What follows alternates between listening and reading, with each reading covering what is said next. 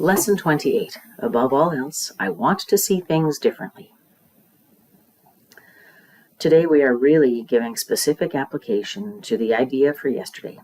In these practice periods, you will be making a series of definite commitments. The question of whether you will keep them in future is not our concern here. If you are willing at least to make them now, you have started on the way to keeping them, and we are still at the beginning. You may wonder why it is important to say, for example, above all else, I want to see this table differently.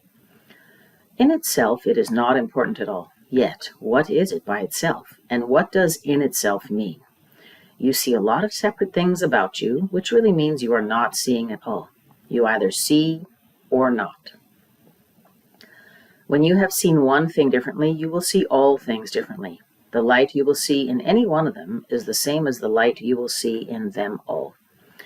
When you say, above all else, I want to see this table differently, you are making a commitment to withdraw your preconceived ideas about the table and open your mind to what it is and what it is for. You are not defining it in past terms. You are asking what it is rather than telling it what it is. You are not binding its meaning to your tiny experience of tables, nor are you limiting its purpose to your little personal thoughts. You will not question what you have already defined, and the purpose of these exercises is to ask questions and receive answers. In saying, above all else, I want to see this table differently, you are committing yourself to seeing.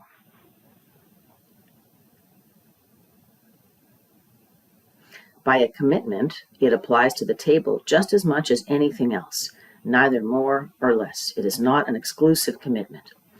You could, in fact, gain vision from just that table if you would withdraw all your own ideas from it and look upon it with a completely open mind.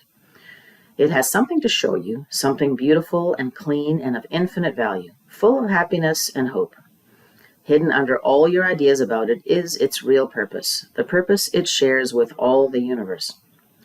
In using the table as a subject for applying the idea for today, you are therefore really asking to see the purpose of the universe. You will be making the same request of each subject that you use in the practice periods. And you are making a commitment to each of them to let its purpose be revealed to you instead of placing your own judgment on it. We will have 6 2-minute practice periods today in which the idea for the day is stated first and then applied to whatever you see about you. Not only should the subjects be chosen randomly, but each one should be accorded equal sincerity as today's idea is applied to it, in an attempt to acknowledge the equal value of them all in their contribution to your seeing. As usual, the applications should include the name of the subject your eyes happen to light on, and you should rest your eyes on it while saying, above all else, I want to see this differently. Each application should be made quite slowly and as thoughtfully as possible. There is no hurry. So lesson 28, above all else, I want to see things differently. Jesus here is talking about tables, but the meat of this work is reshaping our cognition about everything, about the things we use to make meaning. Open your mind to what it is and ask for what it is for. Paragraph 3. You are not defining it in past terms. You are asking what it is rather than telling it what it is. You are not binding its meaning to your tiny experience or limiting its purpose to your little personal thoughts. Let's begin our 2-minute practice. I will just put down the book. And inhaling deeply to settle the body.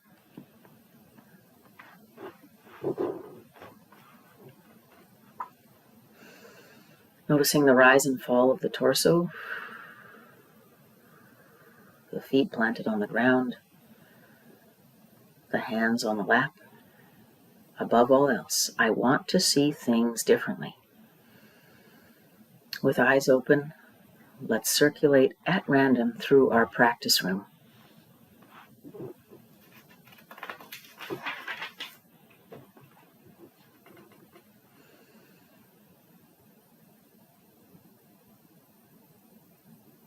Above all else, I want to see things differently.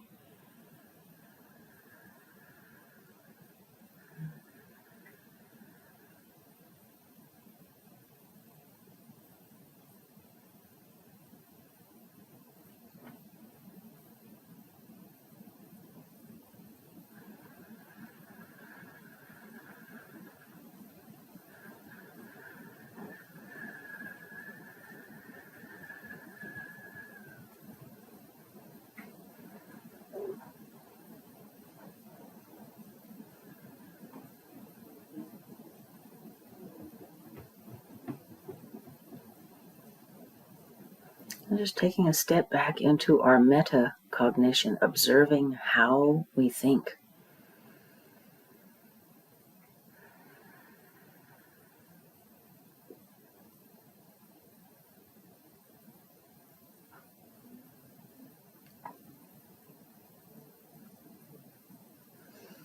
Observing that small spark of wonder, too, as we cast our gaze about our practice room and find daily items we completely take for granted, as if seeing them for the first time, noticing new details, colors, shapes, positions.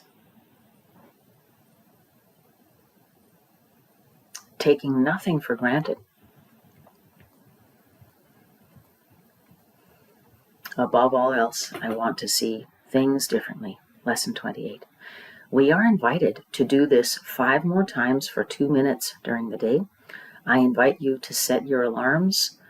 Even if you have a big chunk of work that you can't stop for 2 minutes during, you can do more frequent practice periods before or after, which is what I'll be doing since I teach straight from about 11 until 8 tonight. So I'll do 2 more this morning and then 3 more this evening.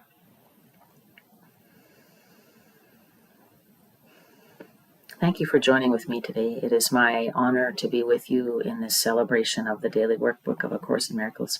We'll see you tomorrow for Lesson 29.